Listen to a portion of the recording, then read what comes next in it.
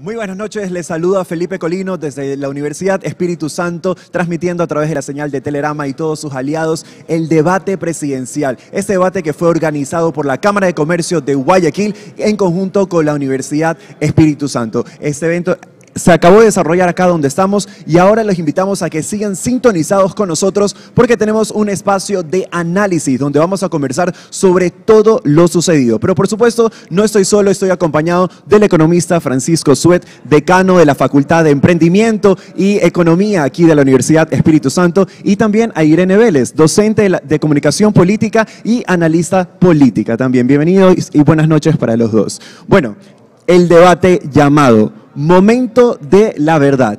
Y yo quiero saber, ¿hubo un momento de la verdad para algún candidato? ¿Tuvimos este momento fuerte que todos esperábamos, economista? Bueno, la verdad es bien escurridiza, ¿no? Y ciertamente que es escurridiza en la política. Y la razón es que es necesario que las respuestas se enfoquen en el cómo se va a hacer. No solamente en lo que se quiere hacer, porque cuando se quiere hacer en realidad se traspasa las posibilidades de lo que se puede hacer inclusive en el tiempo, no se diga con los recursos que existen. Entonces, este es un tema de fondo que tiene que seguir siendo parte de la discusión nacional en este tema de los debates. En todo caso, yo sí creo que ha habido un valor agregado desde el debate de la semana pasada a este de acá. Irene, me gustaría saber su opinión. Bueno, en primer lugar, buenas noches con todos y me sumo en este momento a las palabras del economista. Ha habido un profundo avance en cuestión de cómo se debate o qué es debatir en nuestra nación.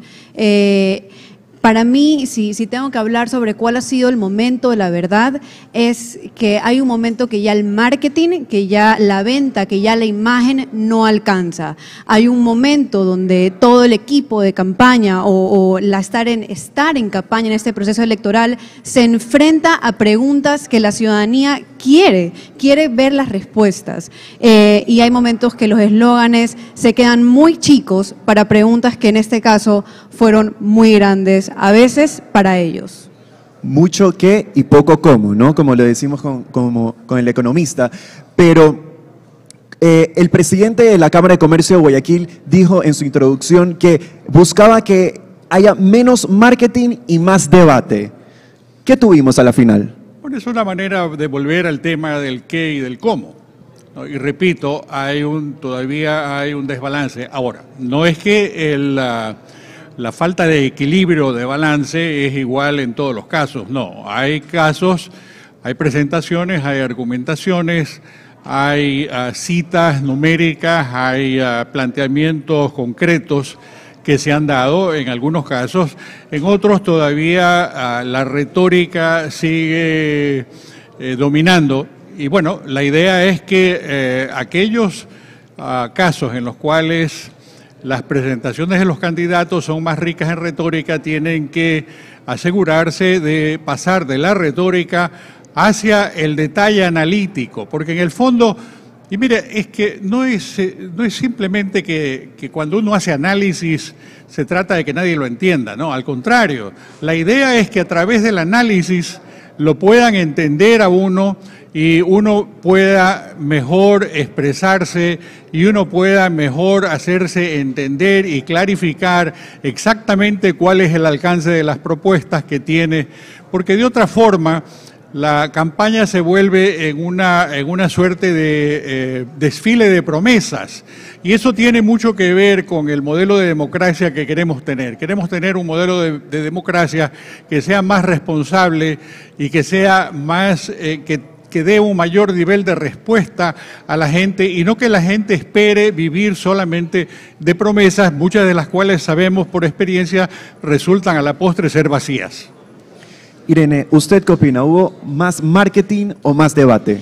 Bueno, para entender qué es debatir, no solamente es exponer ideas, no es solamente pedir que voten por uno. Debatir es refutar, debatir es contrastar, Debatir, al final del día, es defender incluso la postura de uno. Y eso en este caso estaba el formato para hacerlo. Existía el concepto de réplica, existía el concepto de comodín y sin embargo no se usó. Se trató en algunos momentos, incluso la moderadora trató, incentivó, instó a que utilizaran estos elementos a su disposición y no se lo hizo. Es más, cuando se utiliza el comodín, se lo hace simplemente para continuar en una especie de exposición de ideas. Fueron contadas las ocasiones donde se debatió ya sea la postura de un candidato o su idea. Al menos en mi caso yo conté 3.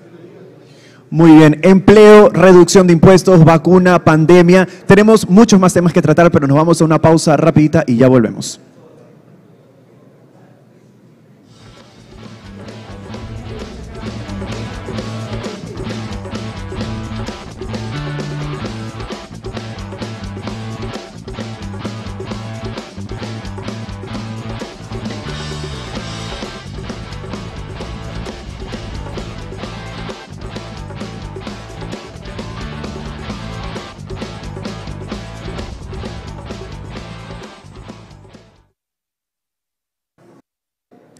Economista, ¿qué tan viable es reducir el IVA como muchos candidatos lo proponen? ¿Y en cuánto tiempo tal vez? Bueno, de lo que se trata no es solamente de reducir por reducir, sino de ir en una, en una marcha adecuada que preserve 2 temas. Uno, las posibilidades de crecimiento de la economía.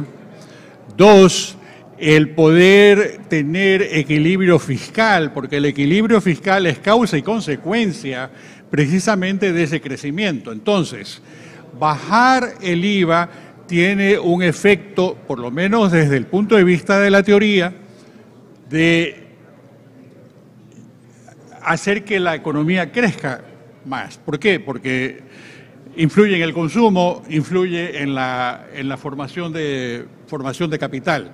Pero por otro lado, tiene el efecto inicial de que puede afectar las finanzas públicas. Entonces hay que siempre mantener ese equilibrio. Y mire, eso muchas veces es más arte que ciencia. Es el saber sentir cómo va la economía. Entonces, desde ese punto de vista, hay varias opciones de régimen tributario que se tienen que explorar. Hay varios temas que se pueden, por así decirlo, bajar mucho más rápido. Piense en el impuesto a la salida de capitales. Esa es una carga tributaria que tiene que ser desechada lo más rápido posible, pero el tema del IVA, vamos un poco más, con paso más lento. Ahora bien, también puede darse un IVA diferenciado, como por ejemplo para tareas como las del sector de turismo, que ha sido tan seriamente afectado, que incluye hoteles, incluye el turismo receptivo, incluye restaurantes. Entonces, naturalmente, lo que se tiene que buscar en esto es, dentro de una buena práctica económica, mantener el equilibrio fiscal saludable, propender al crecimiento, apoyar la creación de empleo y desde ese punto de vista escoger la mejor opción que se pueda escoger. Muchas gracias, economista. Bueno, se habla mucho de crear empleo. ¿Cuál es su posición sobre esta promesa de gobierno que muchos candidatos la proponen? Bueno, en el tema de la elaboración de empleos, sobre lo que acabamos de oír en este debate, tengo 2 cosas por comentar. La primera, lo que ya hemos hablado aquí, se habla del qué, se habla del número, pero no se establece claramente el cómo. Por segundo lugar, quisiera establecer que las ideas que encontramos en este debate en general parecían más o menos similares. Habían de 7 candidatos, al menos 6 propuestas que no diferían mucho de la una de la otra. Al menos solamente hubo una contradicción o un contrapunto en el tema de generar empleos, lo que nos lleva a preguntarnos por qué tendríamos entonces 7 candidaturas si las ideas o lo que se expuso es más o menos similar. Se habla de que los candidatos estaban un poco fríos al momento de debatir. No tenían la opción de la réplica, de la contrapregunta, pero no se sintió ese debate al 100%. Bueno, los formatos de debate cuando hay un número alto de debatientes conspiran contra el debate mismo, conspiran contra el contraste de ideas y el contraste de análisis. Ese es uno de los problemas de tener un gran número de candidatos. Además de eso, si por ejemplo las encuestas nos hablan respecto de cuáles candidatos tienen mejores posibilidades y cuáles están dentro del grupo más numeroso de los candidatos con menos posibilidades, lo cierto es que en el formato literalmente todos reciben por igual. Pero en la práctica lo que interesa y le interesa al electorado es que haya un contraste enérgico, obviamente civilizado, un contraste de ideas, de propuestas, de planteamientos y de objeciones y afirmaciones que cada uno de los partícipes en el debate tiene que hacer. Desde ese punto de vista, aquí todavía estamos, y quiero decir nuevamente, tiene mucho que ver con la cantidad de partícipes. Estamos en una situación en la cual hay más presentación de las opciones que debate como tal. Debate, cuando es debate, es como un match de boxeo, es como una pelea de boxeo. El uno va y el otro recibe y el otro pega y el otro esquiva. Esa es la manera de debatir, pero debatir en este caso no pegándose, ¿no? Sino obviamente contrastando las ideas. Esperamos llegar a ese estadio de posibilidades. Tal vez en segunda vuelta. Les recordamos que mañana también hay más debate, así que todavía queda pendiente todavía esa hay, confrontación, ¿no? Y además el valor agregado se da.